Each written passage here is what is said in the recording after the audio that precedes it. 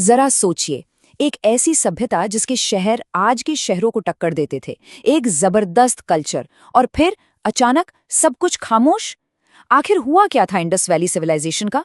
क्या वो रातों रात तबाह हो गई, या फिर ये एक लंबा धीरे धीरे होने वाला बदलाव था? चलिए आज इसी पुराने रहस्य की परतों को खोलते हैं। देखिए, हम इतिहास को अक्सर सीधी सादी कहानियों की तरह देखते हैं, है ना, कि एक चैप्टर खत्म दूसरा शुरू। पर इंडस वैली की कहानी ऐसी बिल्कुल नहीं है। ये ऐसी कहानी नहीं है कि एक सभ्यता खत्म हुई और दूसरी आ गई।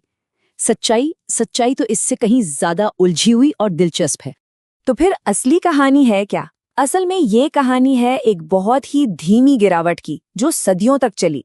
और साथ ही ये कहानी है एक कल्चरल फ्यूजन की, यानी अलग अलग संस्कृतियों के घुलने मिलने की। तो कोई एक ड्रामेटिक एंड नहीं था, बल्कि ये एक बहुत लंबा और गहरा बदलाव था। अच्छा, तो ये अचानक कोलैप्स वाली बात आई कहाँ से? देखिए, दशकों तक एक ही कहानी, एक ही ड्रामेटिक कहानी इतिहास की किताबों में छाई रही। चलिए पहले उसी पुरानी मशहूर थ्योरी पर एक नजर डालते हैं। ये वो कहानी है जो शायद हम सब ने अपनी स्कूल की किताबों में पढ़ी है, कि आर्यन लोगों ने बाहर से आकर इंडस वैली सिविलाइजेशन पर हमला किया और उसे तबाह कर दिया।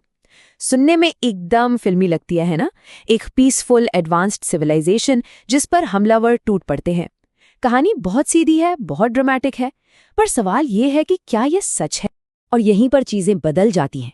एक तरफ है ये मिथक, ये कहानी, और दूसरी तरफ है असलियत। आज की आर्कियोलॉजी, मतलब पुरातत्व विज्ञान, इस सीधी साधी थ्योरी को पूरी तरह से नकारता है। क्यों? क्योंकि किसी बड़े हमले या जंग का कोई सबूत ही नहीं मिला है।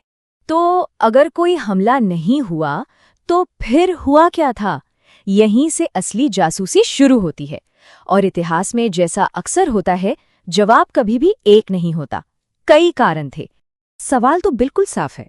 अगर कोई जोरदार हमला नहीं हुआ, तो इतनी बड़ी, इतनी एडवांस्ड सिविलाइजेशन आखिर गायब कैसे हो गई?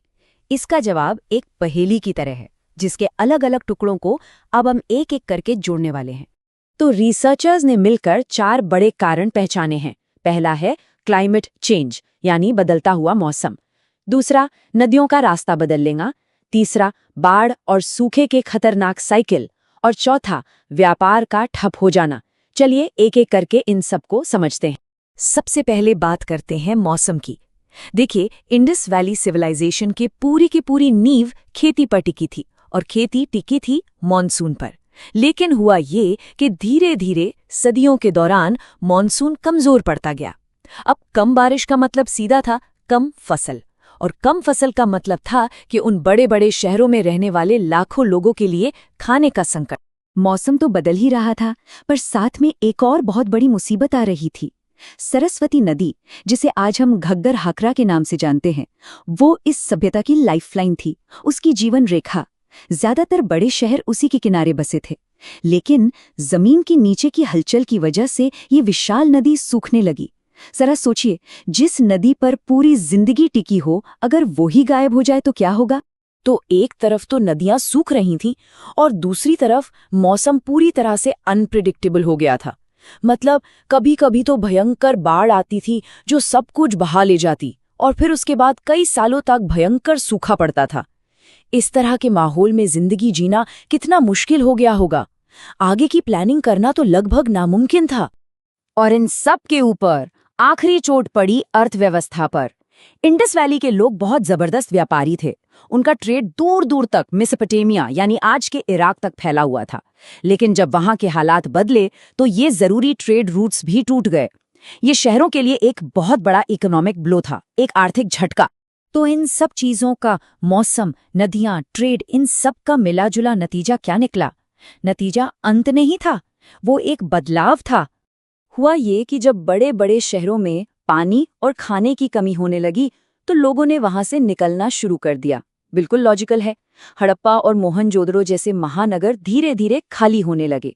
लोग बड़े शहरों की मुश्किल जिंदगी छोड़कर छोटे ग्रामीण गांवों में बसने लगे, और फिर धीरे धीरे पूरी की पूरी आबादी पूरब और दक्षिण की तरफ नए और बेहतर इलाकों की ओर बढ़ गई।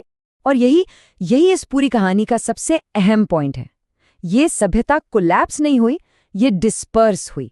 मतलब ये बिखर गई, पर खत्म नहीं हुई। लोग मरे नहीं, उन्होंने बस जीने का तरीका और अपनी जगह बदल ली। उनका ज्ञान, उनकी कला, उनके स्किल्स, वो सब उनके साथ ही नई जगहों पर चले गए। तो इंडस वैली की कहानी असल में नाकामी की कहानी है ही नहीं। ये तो इंसानी जज्बे और लचीलेपन की एक कमाल की कहानी है। ये मुश्किल से मुश्किल हालात में ढल जाने की, अडैप्ट करने की कहानी है। और ये हमें एक आखिरी सवाल पर लाकर छोड़ती है। जब हम इसे तबाही की नहीं बल्कि अडैप्टेशन की कहानी की तरह देखते हैं, तो ये हमारे अपने इतिहास की जड़ों को देखने का नजरिया कैसे बदल देती है।